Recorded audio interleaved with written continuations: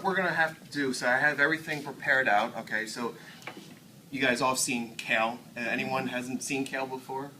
Okay, so this is what kale is, okay? So basically what we're going to do is that we're going to have a pot boiling with water, okay? And we're basically going to blanch and shock it. And what that means is that you're going to instantly kind of cook it for 3 minutes, and then you prepare an ice bath. Okay, so just fill it up with cold water, throw some ice in it, and then you just kind of dip it in. So while this is cooking for about like 2 or 3 minutes, it differs when you're blanching and shocking different types of vegetables. There's different cooking times. So with kale, since it's a lot tougher because it's very fibrous, you know, we're going to go up to like two minutes or so. Okay, so while that's cooking, so kale is a wonderful vegetable. Okay.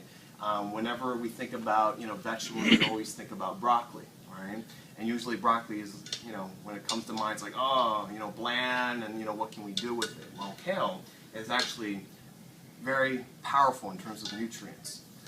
In terms of kale, it's very high in calcium, and it's very high in carotene, beta-carotenoids, which Dr. Belos was mentioning. It helps protect the UV lights from damaging our eyes, so that prevents mostly from getting cataracts. So it's very good in getting that. And in terms of calcium, it's very well absorbed in terms of calcium. For example, milk. Milk, we say, you know, as advertised, you know, always drink milk and, you know, 3 glasses a day. Well, it's not as absorbable as actual leafy greens, especially kale, in terms of actual calcium, because you need magnesium in order to kind of facilitate that calcium to come in. And milk doesn't really have that much magnesium. However, leafy greens like kale does. All right.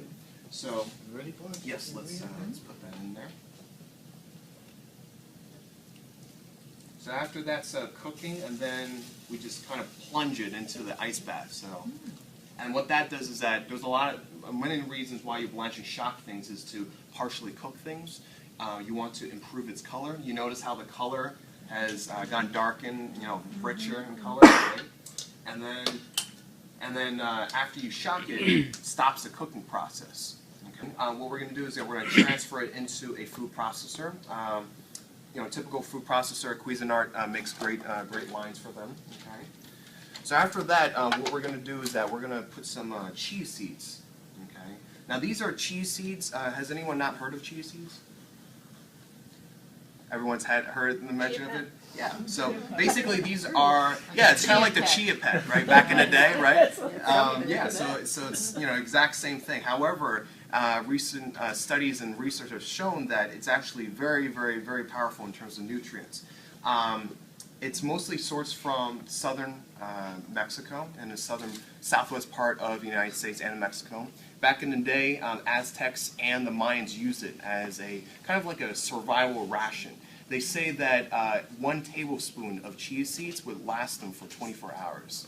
So when they have to endure long trips and long journeys to travel, you know, many, many miles, they would actually, you know, just take chia seeds. So it's also very high in fiber, similar to kale, okay, and that helps to bulk up, to feel fuller, you know, so you feel, you know, more full at the end of the day, okay.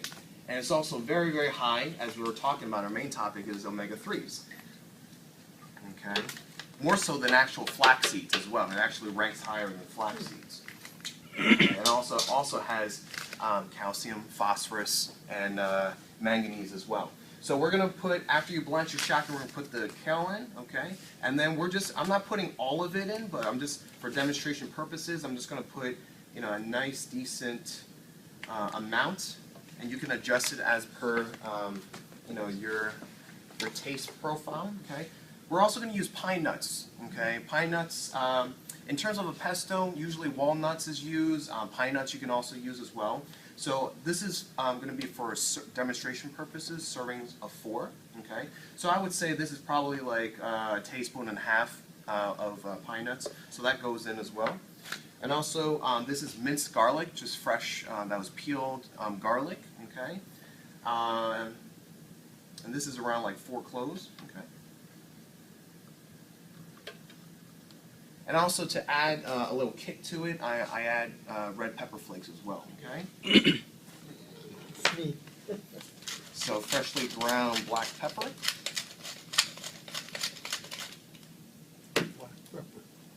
Kosher salt is less fine, right? So we actually use a mortar and pestle to grind it up, okay?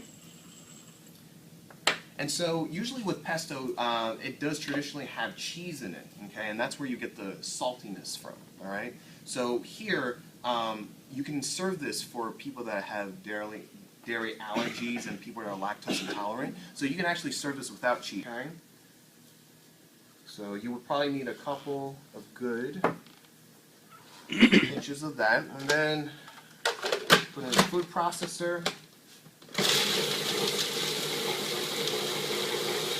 And then also, of course, our main guy and main liquid as well is some extra virgin olive oil. Okay, so basically that's what it looks like. All right, so actually the finished product is like this. Okay, can we get some tasting spoons? Sure. Ultimately, we're going to serve it on the French baguette, but you know that way you guys can taste it and you know let us know. Okay.